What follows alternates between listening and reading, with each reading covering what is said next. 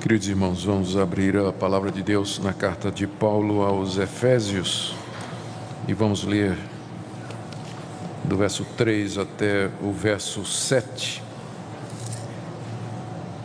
dando continuidade à nossa série de mensagens na carta do apóstolo Paulo. Efésios capítulo 5, do verso 3 até o verso 6. Desculpe, falei verso 7, na verdade até o verso 6. Ouçamos a leitura. Mas a impudicícia e toda sorte de impurezas ou cobiça nem sequer se nomeiem entre vós, como convém a santos. Nem conversação torpe, nem palavras vãs ou chocarrices, coisas essas inconvenientes. Antes, pelo contrário, ações de graças. Sabei, pois, isto: nenhum incontinente ou impuro ou avarento, que é idólatra, tem herança no reino de Cristo e de Deus. Ninguém vos engane com palavras vãs, porque por estas coisas vem a ira de Deus sobre os filhos da desobediência. Até aqui a leitura da palavra de Deus. Oremos mais uma vez, pedindo a iluminação do Espírito Santo para a exposição da palavra. Nosso Deus, nós estamos diante da Tua palavra. É como espada de dois gumes que penetra até o mais íntimo do coração, da mente, e discerne, ó Deus, todas as nossas faculdades, os nossos pensamentos e motivações. Nós pedimos que essa palavra seja usada pelo Espírito Santo nessa noite, na conversão de pecadores, na edificação dos santos, na transformação de vidas. Pedimos que o Senhor traga encorajamento aos desanimados, novo ânimo aos abatidos, conforto aos que sofrem, instrução aos desejosos de aprender e correção aos soberbos. Nós pedimos, ó Deus, que Tua palavra cumpra o que Te apraz e faça aquilo para o qual o Senhor a designou. Te damos graças por todos que aqui se encontram nessa noite. Nós pedimos ao nosso Deus que também Teu Espírito Santo esteja agindo em todo lugar onde Tua palavra, nessa noite, verdadeiramente está sendo pregada e anunciada. Que Tu recebas toda a glória e Teu povo seja abençoado. Pedimos em nome de Jesus. Amém. Nós estamos, queridos, dando continuidade à exposição da parte prática da carta aos aos Efésios. Aqui o apóstolo Paulo está mostrando aos Efésios como aplicar na prática aquela dinâmica da santificação que ele explicou no capítulo 4, de 20 a 24. Lá ele comparou a santificação na vida diária ao trocar de roupa. Nós nos despojamos da roupa usada durante o dia, nós nos renovamos e aí nós colocamos uma roupa limpa. Paulo usou essa metáfora, essa figura do dia a dia, que é conhecida de todo mundo, para explicar que a santificação cristã, ela funciona da mesma forma. Todo dia nós temos que tirar, nos despojar da velha natureza, do velho homem, do pecado e das suas obras, nos renovar através dos meios de graça, leitura da palavra e oração, comunhão com os irmãos, e nos revestir de Cristo e de tudo aquilo que Cristo procurou para nós na cruz, e também as virtudes que estão relacionadas com isso. Em outras palavras, é como um andar, são dois passos sempre, não é? Na vida cristã a gente não vai pulando num pé só, mas a gente anda. Então um passo, outro passo, um passo, outro passo. Um passo negativo, dizendo não para o pecado, e seguido um passo positivo, dizendo sim para Deus. E como é que isso funciona na prática? É o que Paulo começou a explicar aí no capítulo 4, a partir do verso 25. Ele falou, por exemplo, que nós não devíamos mentir, é o negativo, não é? Não mintam, mas digam a verdade. Não furtem, negativo, mas trabalhem, fazendo com as mãos o que é bom. Não usem palavras torpes, palavras tolas, palavras inúteis, mas falem palavras que edificam. Sempre os dois passos. Não faça isso, mas faça isso. Nós lembramos aos irmãos na última vez que esses dois passos são essenciais para nós termos uma vida cristã equilibrada. Se a gente enfatizar só o não A gente vai definir o cristianismo como sendo uma religião que tem aquela lista de coisas que a gente não pode. A ética cristã fica definida como, tipo assim, olha, ser crente o que é o crente? O crente é aquele cara que não mente, não rouba, não joga, não fuma, e a gente tem aquela relação, não bebe, tem aquela relação completinha do que é o crente. E conhece esse tipo de definição de cristianismo? Pergunta aí no pessoal na rua, o que é o evangelho? O evangélico é aquele que não faz isso, não faz isso, não faz isso, não faz isso, não corta cabelo, mulher não usa calça comprida, homem não pode usar barba. Então, as pessoas às vezes definem o cristianismo só negativamente. Eu não estou dizendo que nós não temos nãos, não farás isso na vida cristã, mas a questão é que a ética cristã, a vida cristã, ela é mais do que isso. É não somente não fazer isso, mas fazer o que é certo. Seria tão bom se a gente ouvisse as pessoas definindo o evangélico, o cristão, como sendo aquela pessoa que diz a verdade, que trabalha muito para poder ajudar os outros, é uma pessoa que só fala coisas que edificam. Em vez de nos definirem negativamente, eles nos definissem positivamente, porque na verdade esse é o quadro que o apóstolo Paulo está nos apresentando aqui. Nós não somente temos que parar de mentir, de roubar, dizer o que não devemos, mas devemos trabalhar, devemos dizer o que edifica e devemos então dizer toda a verdade às pessoas. Negativo e positivo, as duas coisas andam juntas, e aí você tem a vida cristã verdadeira e equilibrada. É isso que nós de fato queremos. No domingo passado, na última vez que nós falamos da carta aos Efésios, nós vimos também como Paulo aplicou esse princípio com relação ao Espírito Santo. Capítulo 4, verso 30, até o capítulo 5, verso 2. Continuando no mesmo desenvolvimento desse princípio, ele disse: não entristeçam o Espírito Santo. Isso faz parte do negativo, não é? Está no verso 30. Não entristeçam o Espírito Santo. E com o que nós entristecemos o Espírito Santo? Ele diz no verso 31, toda amargura, cólera, ira, gritaria, blasfêmia, toda malícia. Então não entristeça o Espírito de Deus. Mas a vida cristã é mais do que somente não entristecer o Espírito de Deus. Porque ele diz no verso 32, antes, ou seja, agora vem um lado positivo, em contraste com o negativo, agora o positivo. Vocês têm que aprender a se perdoar uns aos outros. Vocês têm que andar em amor como Cristo amou vocês e se entregou por vocês. Vocês têm que imitar a Deus. Da mesma forma que Deus perdoou vocês, vocês também têm que perdoar aqueles que ofendem a vocês. Então, mais uma vez você tem aqui esse contraste, não é?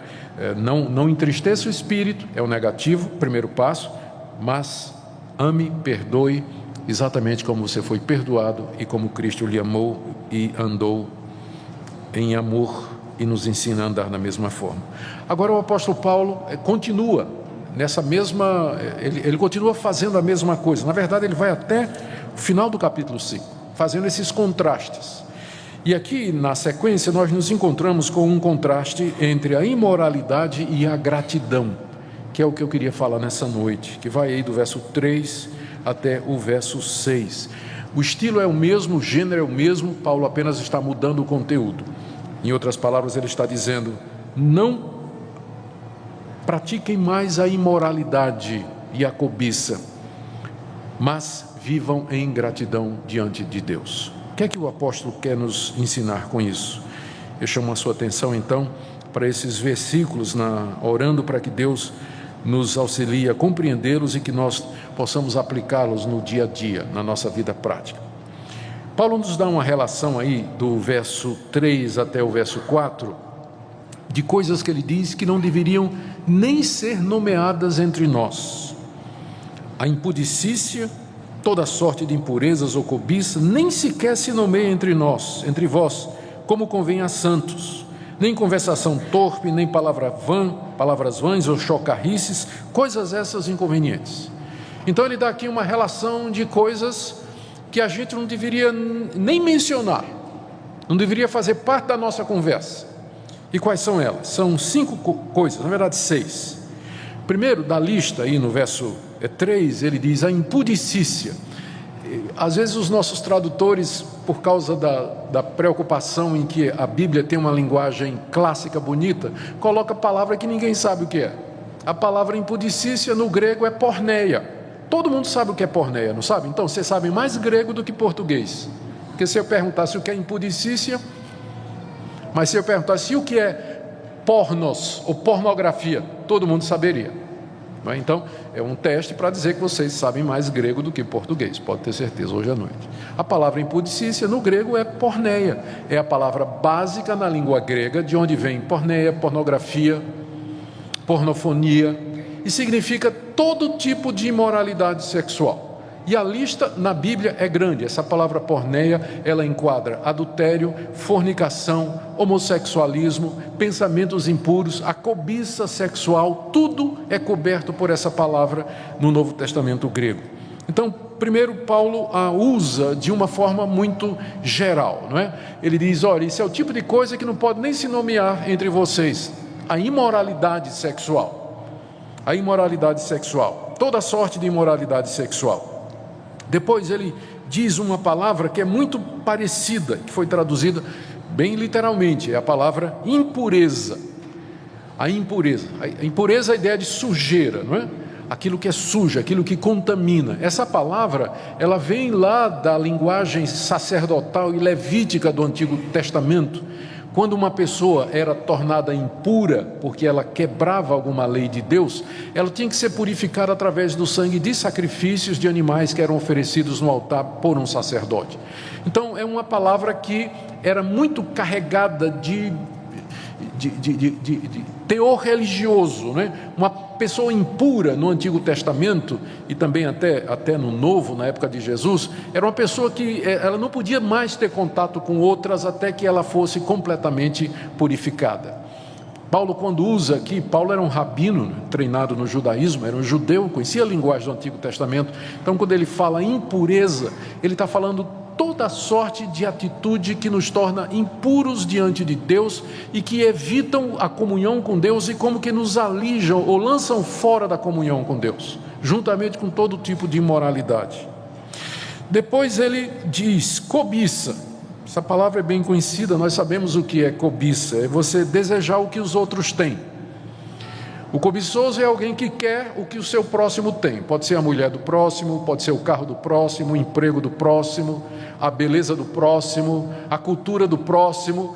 Ele cobiça, ele quer aquilo que os outros têm. Então, a cobiça vem logo aqui como o terceiro da lista, não é? Depois, Paulo menciona a conversação torpe. Já entramos aqui no verso 4. Que quer dizer simplesmente aquele tipo de conversa indecente, obscena, que as pessoas costumam, às vezes, no seu trabalho, no dia a dia, é muito comum. Aí vem o palavrão, expressão chula, não é? O que Paulo aqui, a Bíblia chama de conversação torpe, não é? Essas conversas indecentes, carregadas de conteúdo erótico, às vezes de observações maliciosas. Paulo diz, isso não deve nem ser nomeado no meio de vocês. Depois ele menciona, ainda no verso 4, as palavras vãs, ou que quer dizer palavras tolas, é bobagem. Às vezes a gente não é necessariamente imoral, mas a gente diz um monte de bobagem. Diz um monte de tolice, não é que não edifica ninguém, fica falando bobagem. A gente sabe o que é isso, às vezes tentar definir o óbvio só complica, não é? E Paulo termina a lista aí no verso 4, dizendo chocarrices. Chocarrices simplesmente quer dizer uma piada sem graça e de conteúdo sujo, uma piada imoral, né? Que é um gracejo imoral que as pessoas costumam contar e dizer.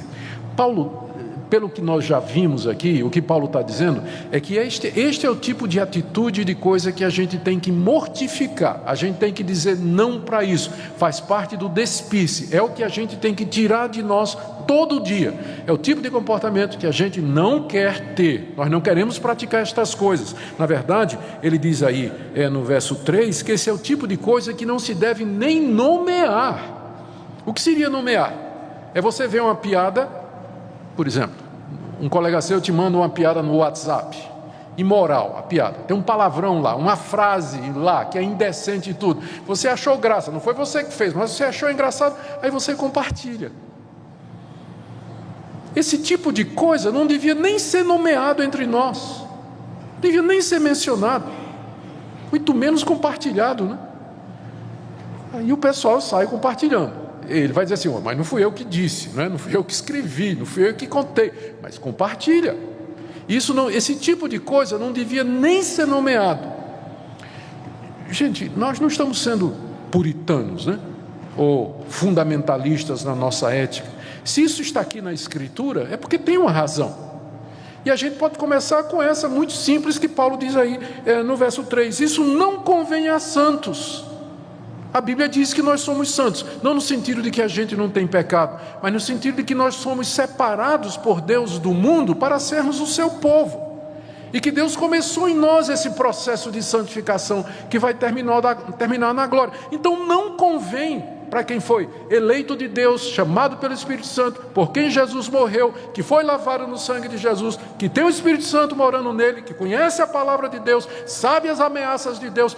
Não convém a uma pessoa estar fazendo esse tipo de coisa que é contra o caráter de Deus. Não convém. Se você quer uma razão, pelo menos essa. Paulo vai dar mais umas 3 no final, mas já vou adiantando essa. Se você quer uma razão para não fazer isso. As pessoas dizem, pastor, não seja tão radical, hoje em dia todo mundo fala assim. E eu sei, mas nós não somos todo mundo. Nós somos povo de Deus. Fomos chamados por Deus para fazer a diferença. Às vezes as pessoas pensam que a maneira de ganhar o mundo é a gente falar como o mundo, se vestir como o mundo, se divertir como o mundo, caminhar como o mundo, viver como o mundo, e para todo lugar que o mundo vai, a gente acha que isso vai estabelecer uma espécie de ponte entre a igreja e o mundo, e que o mundo então vai ser atraído para nós. Na história, o que a gente vê é o contrário. Quando a igreja faz essas pontes, não é o mundo que vem para a igreja, mas a igreja que vai para o mundo. Essa é uma parceria onde sempre a igreja perde. A igreja é contra cultura, sempre foi contra cultura. Ela não vai com a maioria. A maioria da sociedade sempre quer aquilo que é contrário a Deus. É isso que a Bíblia ensina. Todos pecaram, carecem da glória de Deus. O mundo está no maligno. Nós estamos no mundo, mas não somos dele. Então, nós somos contra a cultura mesmo. Nós não vamos estar falando palavrão, contando piada imoral, compartilhando foto indecente. Nós não vamos. Não convém a santos. Não convém a santos.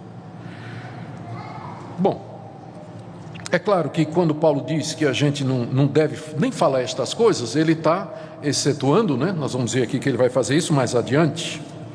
Quando ele diz assim, por exemplo, no verso 11, não sejais cúmplices nas obras infrutíferas das trevas, antes, porém, reprovai-as. Então, a única exceção a essa regra é quando você vai tomar essas coisas para você corrigir um irmão. Aí você vai ter que nomear, né? Aí você vai ter que dizer, aí você vai ter que mencionar. Dizer, fulano, esse WhatsApp que você mandou para mim, ou esse e-mail que você mandou para mim, essa foto que você compartilhou comigo, isso não convém, meu irmão. Então, nesse caso, você vai ter que nomear, não é? Você sabe aquela, ou então, não é? Eu estou falando digitalmente, mas pessoalmente também, não é? Você sabe essa piada que você acabou de me contar? Ela não tem a menor graça, irmão.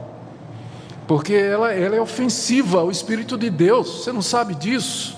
Então você tem que, nessa situação você tem que nomear. Mas quando Paulo diz que isso não faça parte da conversa de vocês, é no sentido de que você cita, que você compartilha, que você aprova, que você ri concordando, não é? Então é nesse sentido que ele está dizendo que isso não deve ser nem nomeado entre nós. Bom, e o que é que nós devemos fazer, então, em contraste? E aqui nós nos deparamos com uma declaração surpreendente do apóstolo Paulo. Porque imagina, Paulo está dizendo assim, olha, nem fala coisa imoral, né, o negativo, nada de imoralidade e de cobiça no meio de vocês. Antes, a gente imaginaria o quê? Santidade de vida, alguma coisa do tipo. Mas olha o que é que ele coloca como antídoto. Ações de graças. Está aí no verso 4. Nem conversação torpe, nem palavra vã, chocarrice, coisas essas inconvenientes. Antes, pelo contrário, ações de graça. Em que sentido a ação de graça é o oposto da imoralidade e da cobiça? Eu creio que se a gente pensar um pouquinho, a gente descobre. Ação de graça significa atitudes de gratidão. O nome já está dizendo, né? Atitudes e ações que demonstram que eu estou satisfeito, estou grato a Deus pelo que eu tenho.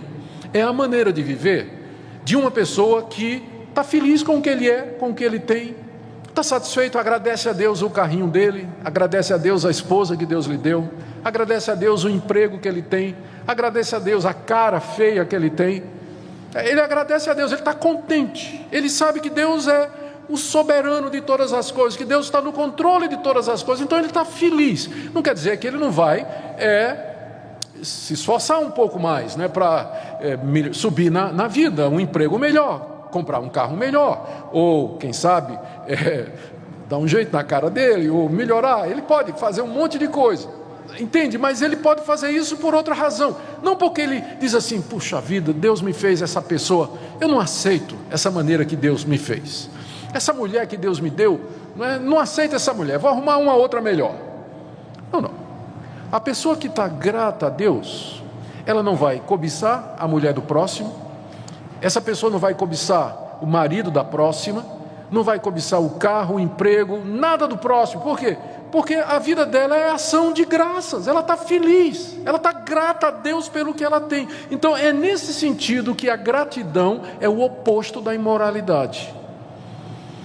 Porque se você está feliz, se você está grato a Deus, você não vai procurar se satisfazer pulando a cerca com a mulher do próximo ou com o homem do próximo, ou com a mulher ou um homem que não são seus. Você não vai fazer isso, porque você está feliz, você está grato a Deus pelas coisas que Deus lhe deu. Então é por isso que a gratidão é o oposto da imoralidade e da cobiça. Por isso que Paulo diz: longe de vocês toda imoralidade, antes, aí vem um lado positivo, ação de graças. Agora, quais são os motivos que Paulo nos dá para isso? Por que é que eu devo viver uma vida de gratidão e nem ao menos nomear a imoralidade e a cobiça entre nós? A primeira razão eu já disse a vocês, já adiantei, está no verso 3. Ele diz assim: porque isso não convém a santos. Não convém a santos. Então, já expliquei essa razão. A segunda razão que Paulo diz está aí no verso 4. Ele diz que não haja conversação, verso 5. Sabeis, pois, isso: nenhum incontinente ou impuro ou avarento que é idólatra tem herança no reino de Cristo e de Deus. Ele está dando aqui mais uma razão para você largar a imoralidade e a cobiça e viver uma vida de gratidão a Deus. A razão é essa: Cristo já reina, Cristo já tem um reino. É verdade que o reino de Cristo na sua plenitude ainda é futuro. Nós aguardamos a vinda do Senhor Jesus, quando Ele vai inaugurar o novo céu e a nova terra, onde habita a justiça. E essa é a nossa esperança, a vinda do Senhor Jesus. Mas Ele já reina, Ele já está sentado à direita de Deus, Ele já tem todo o poder no céu e na terra, e Ele já está executando o seu plano aqui nesse mundo. Paulo diz aqui que os santos, os que são de Cristo, já têm parte com Ele. Aqui nesse mundo nós já participamos, nós somos herdeiros desse reino de Cristo. Nós estamos no mundo, mas na verdade nós não pertencemos a ele. Nós somos cidadãos brasileiros, mas também cidadãos do reino celestial. E como tal, nós já experimentamos aqui nesse mundo um pouco daqueles poderes, daquelas virtudes que nos estão reservadas no final de todas as coisas, quando Cristo vier. Nós já experimentamos perdão, nós experimentamos um pouco de santificação, amor, paz, tranquilidade, comunhão com Deus, conhecer a Deus e o seu Filho Jesus Cristo. Todas estas coisas nós já experimentamos aqui. É isso que significa ter parte ou ser herdeiro do reino de Cristo, porque Ele já reina. E o reino dele já irrompeu aqui nesse mundo, desde que Ele veio.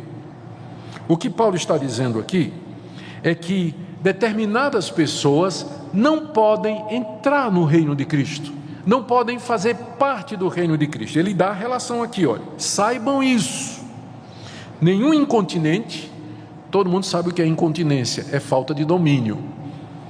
É falta de domínio próprio, de você se controlar. Você simplesmente não consegue se controlar. Então a incontinência aqui é nessas áreas que foram mencionadas. A pessoa que simplesmente não tem controle sobre os seus desejos sexuais, sobre os seus impulsos sexuais, por exemplo, ou o desejo de ter aquilo que não lhe pertence. Então a pessoa que não se controla, Paulo está dizendo, essa não tem parte no reino de Cristo. Por quê? Ora, porque um dos privilégios de ser de Cristo é ter o Espírito Santo em nós. E o fruto do Espírito é o quê? Domínio próprio. Domínio próprio. Então uma pessoa que é descontrolada, ela não consegue se controlar, ela está vendo pornografia o tempo todo, está olhando para as mulheres e cobiçando as mulheres, imaginando coisa o tempo todo, olhando para os homens a mesma coisa, olhando para o carro do vizinho, olhando para tudo que ele vê, ele quer, ele não tem controle disso. Isso é uma prova de que ele não é de Cristo. Eu não estou dizendo que um verdadeiro cristão não possa acontecer isso com ele, mas se acontecer tem que ser exceção. Tem que ser exceção, tem que ser um acidente de percurso. Esse tipo de coisa, a incontinência espiritual, ela não pode ser aquilo que marca a sua vida. Se você vem sendo incontinente espiritual sua vida toda, então alguma coisa está errada. Alguma coisa tem que estar errada, porque ele está dizendo aqui, nenhum incontinente faz parte do reino de Cristo. Não sou eu que estou dizendo, é o apóstolo Paulo. Nenhum incontinente faz parte do reino de Cristo. Ele continua, nenhum impuro. A impureza aqui eu já expliquei, ela está relacionada com a impudicícia, a porneia, é impureza sexual. E como eu disse, infelizmente, no andar dessa vida, um crente verdadeiro pode tropeçar e cometer uma porneia, uma imoralidade sexual. Infelizmente, ele pode errar, ele pode fazer o que não devia, mas se ele é crente de verdade, ele vai chorar muito, ele vai se arrepender muito, ele vai amargar o que ele fez. Ele vai desejar que Deus o levasse de volta no tempo para que ele pudesse passar por aquele período e fazer a coisa certa, porque ele não quer nunca mais fazer isso. Ele está arrependido, está disposto a assumir as consequências do seu erro, mas o que é impuro, ele continua a fazer a impureza. Ele pode até sentir um pouco de remorso aqui e acolá, mas ele continua na imoralidade, no adultério, na fornicação. Ele continua nesse tipo de coisa. Então esse também não tem parte no reino de Cristo e no reino de Deus. Olha o que Paulo diz em terceiro lugar, e nem o avarento, que é idólatra. Ué, em que sentido a pessoa que é avarenta? Avarento é quem gosta de dinheiro, né? E por isso segura o dinheiro. Para separar o avarento do seu dinheiro tem que ser, briga, né? Tem até aquela expressão, a gente chama de mão de vaca, né? Porque a mão de vaca é um casco fechado. Lá em São Paulo o pessoal definiu o avarento como alguém que era capaz de atravessar o rio Tietê a nado com um sonrisal na mão e o sonrisal não derrete. Fechado assim, não derretia o sonrisal, né? Que é a mão fechada mesmo. Acho que aqui deve ter essa mesma piada que vocês não riram, né? Então já devem ter ouvido isso aqui. Mas por que Paulo diz que o avarento é idólatra? Vocês sabem a resposta. É que na Bíblia o amor ao dinheiro, ele é considerado como um Deus. Inclusive Jesus disse, vocês não podem servir a Deus e a Mamon. Mamon é o nome do Deus dinheiro. Então o dinheiro aparece na Bíblia como sendo rival de Deus. Por que o dinheiro é o rival de Deus? Porque as pessoas, em vez de confiar em Deus, confiam no dinheiro. Em vez de apelar a Deus para resolver os seus problemas, eles querem ter dinheiro para resolver os seus problemas. Em vez de buscar felicidade em Deus, eles vão buscar felicidade no dinheiro. É nesse sentido que, para muita gente, o dinheiro é Deus. E é por isso que a Bíblia diz que o avarento, ele é idólatra. Ele se curva diante do dinheiro como se fosse Deus. Então, se a sua atitude é essa, você pode até professar o cristianismo, se dizer cristão, mas se você sabe que sua vida é assim, gira em torno do dinheiro, você espera dinheiro para ser feliz, para resolver seus problemas, realizar seus desejos, para se sentir seguro. Eu não estou dizendo que a gente não precisa de dinheiro, gente, mas eu estou dizendo, me referindo àquelas pessoas que fazem do dinheiro a sua fonte de confiança, de esperança e de felicidade aqui nesse mundo. Isso é idolatria.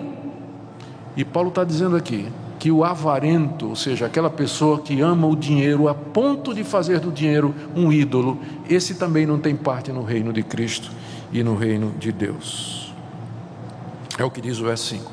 Então, se você quer uma razão para abandonar a cobiça, a avareza e a imoralidade e viver uma vida de gratidão pelo que você tem, está aqui essa razão. Quem pratica estas coisas não faz parte do reino de Cristo, não vai entrar no reino de Deus. Quem vive desta forma, sem controle na área sexual e nessa área também do dinheiro, fazendo o dinheiro um ídolo e um Deus, esse não tem parte no reino de Deus. Mas deixe-me colocar aqui a última razão que Paulo coloca. E eu tenho a impressão que Paulo não leu os livros de psicologia moderna, porque se ele tivesse lido, ele não faria nada do que ele fez aqui. Porque ele está assustando as pessoas com o inferno. Tem uma coisa mais politicamente incorreta do que essa hoje?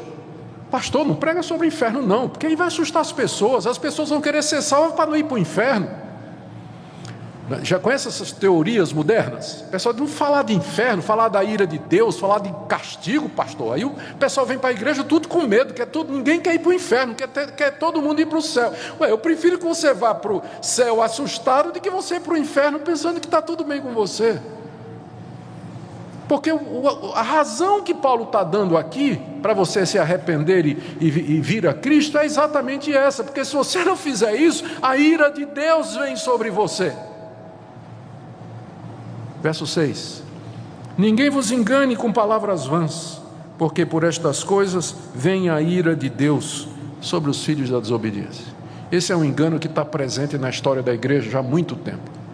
As pessoas pensarem que porque estão na igreja, foram batizadas, fizeram oração de fé, que aí elas podem continuar nos seus pecados e não sofrer a consequência deles. Às vezes se defendendo ou argumentando assim: não, eu fui eleito, ou eu já fui justificado, então Deus é amor, ou no fim vai dar tudo certo, ou tem gente pior do que eu. As desculpas são muitas. Não se engane com nenhuma delas. Não se engane pensando que todos são filhos de Deus, porque aqui nessa passagem Paulo menciona filhos da desobediência, que são pessoas que vivem na prática da desobediência, aprenderam com seus pais e continuam da mesma forma, desobedecendo a Deus, quebrando a lei de Deus. Não é todo mundo que é filho de Deus. Ninguém engane você dizendo é todo mundo filho de Deus e no final vai ser todo mundo salvo. Não se engane, porque Deus vai castigar os filhos da desobediência. Também não se engane dizendo assim: Deus é amor, Deus não se ira. Paulo está falando aqui da ira de Deus. O que é que você acha que é a ira de Deus? É Deus levantar uma sobrancelha, olhar assim e dizer e ficar por isso? Você acha que é isso a ira de Deus? A ira de Deus é a manifestação da sua justiça retributiva, em que Deus trata o pecador como ele merece. Eu estou falando do inferno. É isso que a ira de Deus significa. Não se engane pensando que mas isso é uma coisa que vai acontecer no futuro. Paulo está dizendo que a ira de Deus vem, aqui e agora. Ela já vem sobre o pecador impenitente, já vem sobre quem vive dessa maneira, aqui e agora. Ele já começa a sentir os efeitos disso, até a consumação, quando a ira de Deus será derramada plenamente sobre ele. Portanto, querido, ninguém engane você, não se deixe enganar com esse discurso de que você pode continuar a viver na prática da imoralidade, do adultério, da fornicação, da cobiça, da inveja, da maledicência. Ninguém engane você com essas palavras. Você pode continuar a viver do mesmo jeito, porque é pela graça. Deus é amor, Deus não castiga ninguém. Não se engane. Não se engane. A ira de Deus vem para quem pratica estas coisas. Eu preciso terminar fazendo uma distinção aqui. A distinção é entre o crente verdadeiro, que às vezes pode cometer esse tipo de coisa, e aquele que vive na prática dessas coisas. O que Paulo está condenando aqui, Paulo está sentenciando aqui, são aquelas pessoas cuja vida é marcada por isso, onde não há sinal de mudança, não há sinal de regeneração e de novo nascimento. Então não se iluda, se durante a sua vida toda não há arrependimento disso, não há mudança disso, não há desejo de abandonar isso, então você deve muito bem se perguntar se você de fato conhece a Deus e conhece ao Senhor Jesus Cristo. Você pode ser um desses sobre quem a ira de Deus está vindo, mas eu quero lhe dizer nessa noite que só o fato de você estar aqui ouvindo essa mensagem já é um sinal da graça de Deus e do favor de Deus para você. Hoje à noite Deus lhe chama, não importa o quão profundamente você pecou, o quão profundamente você errou, mas nessa noite Deus lhe chama a que você se arrependa dos seus pecados, que você creia no perdão que Deus pode dar ao pior pecador, e você venha para o reino de Cristo, mediante a fé na sua pessoa, no sacrifício que Ele fez na cruz do Calvário. Não pense que nós estamos dizendo palavras vãs. Não pense que nós estamos dizendo palavras vãs. As palavras que nós estamos dizendo aqui nessa noite são palavras da Escritura, não são palavras minhas. Eu estou dizendo a vocês o que é que Paulo está dizendo. E Paulo foi inspirado por Deus, ele está falando as palavras de Deus. Então Deus está lhe dizendo nessa noite: abandone esse caminho, nem se nomeie entre vocês esse tipo de coisa, mas vivam uma vida de gratidão. Talvez você se pergunte: mas onde é que eu vou encontrar forças para isso? É o que eu preguei no domingo passado. Não entristeça o Espírito Santo, porque é dele que vem o poder para isso, ele que habita em nós. Deus nos deu o Espírito Santo exatamente para isso, para que nós tivéssemos poder para dizer não às chocarrices, às palavras injustas, impuras, e dizer palavras que edificam, e fazer aquilo que é correto. Se você de fato se arrepender e buscar a plenitude do Espírito de Deus e se submeter a Ele, eu digo a você nessa noite, em nome do Senhor Jesus, que Deus vai lhe dar o poder para você se levantar, para você quebrar esse hábito pecaminoso, para que você de fato viva uma vida para Ele. Que Deus queira aplicar essa palavra, meus irmãos, ao nosso coração. Que Deus nos dê a graça de sermos conhecidos como o povo que pratica o bem, que vive uma vida reta, uma vida de amor, uma vida de compaixão, uma vida de bênção para outras pessoas. Isso somente é possível quando nós dizemos não para a porneia e a cobiça e dizemos sim para uma vida de gratidão ao nosso Deus. Que Ele nos abençoe. Amém.